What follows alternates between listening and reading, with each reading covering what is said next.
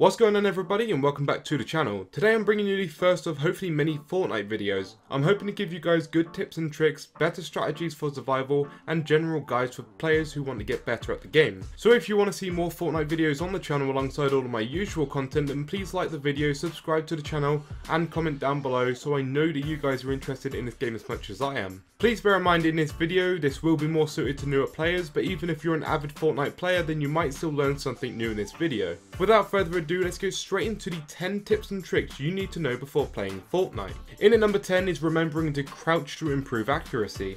Something that is normally forgotten in games, which is something that applies to Fortnite, is crouching to improve your accuracy.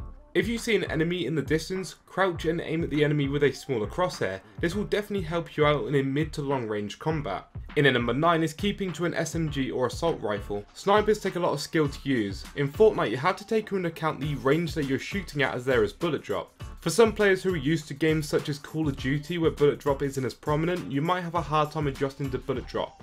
Shotguns, SMGs and assault rifles are easier to use at a mid-range combat as they're fairly similar to other shooter games. In at number 8 is to play duos and not solo. Duos is probably my favourite out of the three options of solo, duos and squad, as you can work together and give each other items that you think may benefit them better. When you go down you can revive each other if you're lucky enough to win the fight. In squads this is also the case, but with a squad versus squad it can be a little bit intimidating if you're the only one left out of 4 people and the pressure is down to just you to kill 4 other people before being able to revive your team. Solo is great once you get the hang of the game and once you know what you're doing. Obviously you're doing everything on your own, so if you happen to be beaten to the chest and you don't have a good gun by the time you land, it can be a quick game for you. The best thing you can do in either duos or squad is to communicate with your team. Because this game lets you partner up with randoms, that's exactly what most teams are going to be. Random people who probably won't be coordinating with each other and they won't be coordinating with their moves. If you're with a friend, then you can talk in a chat and plan your moves accordingly, giving you a major advantage over the squads that are uncoordinated.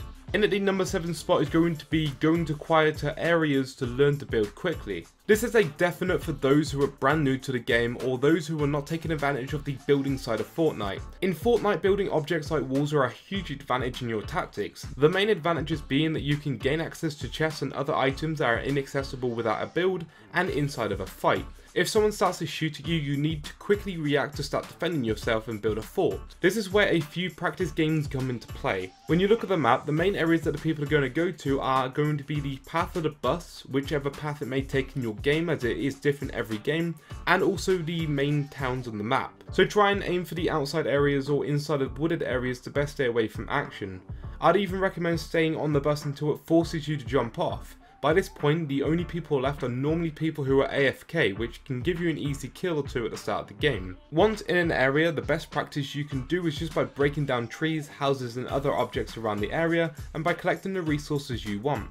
I'd say to collect roughly 150 pieces of wood, metal, brick, or of all 3. Once you have enough resources, practice building in your area. Build using all 4 of the options available, and don't forget you can change it so you can build your walls, stairs, floors and roofs out of metal and stone as well as wood. Keep building random objects, get to know how it works in this game, and get used to swapping between the options on the build menu so that when it comes to a real fight, you're hopefully a little bit more prepared and faster at controlling your build, and you'll be able to protect yourself just that little bit more. Coming in at the number 6 spot is do not stay in one area. You need to get used to the map and the controls. Taking what I said in number 7 about getting used to the game in general, by going to different areas in each game, you are getting used to your surroundings, which is a huge thing that a lot of new players overlook in a game like Fortnite. I go to different areas in each game to better my knowledge in the map's geography.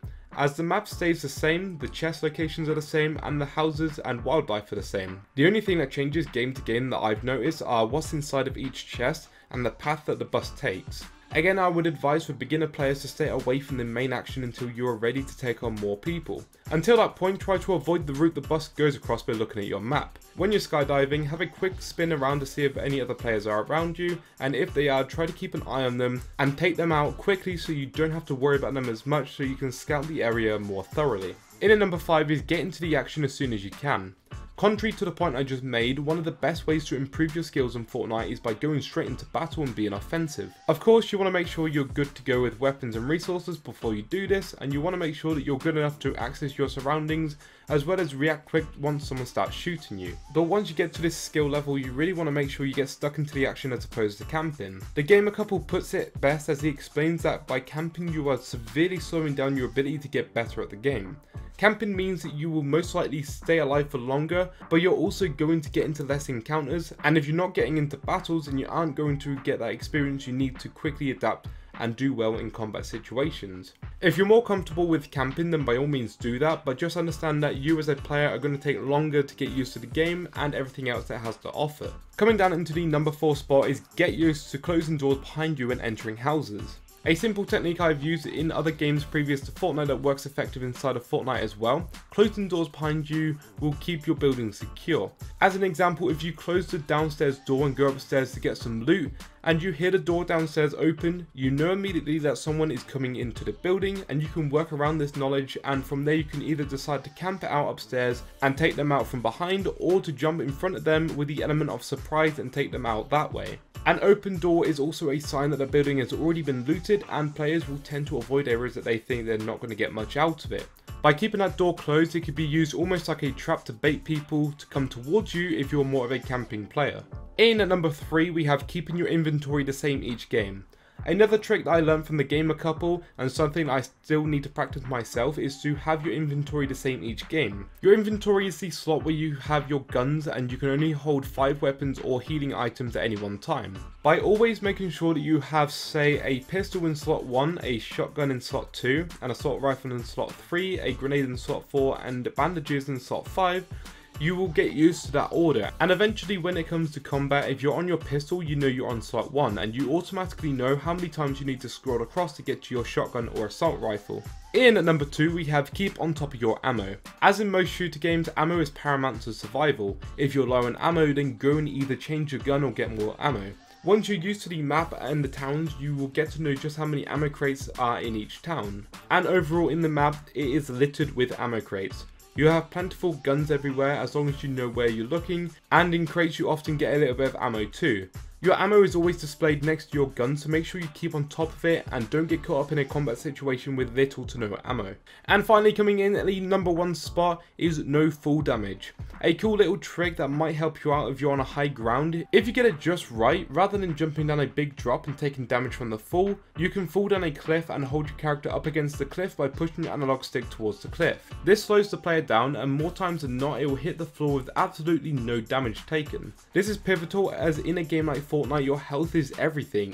One shot could make the difference between life and death, and if you're losing health where you don't need to, then you're at a major disadvantage. That's it for this video. If you learned something new, then I'd really appreciate it if you could subscribe to the channel to help me get to 1,000 subscribers, or at the very least if you could leave a like rating on the video, that would also be very much appreciated. If you have any other tips and tricks for absolute beginners, then please comment them down below so other viewers can check them out in the comments, and I will pin the best tip or trick that I see down in the comments below. Comment any other Fortnite videos you'd like to see me cover, and that'll be everything from me. So thank you so much for watching, and I will see you guys next time. Peace out. If I could take you up in paradise on the ocean, if you will tell me I'm the only one that you know, life could be a dream, sweetheart. Hello.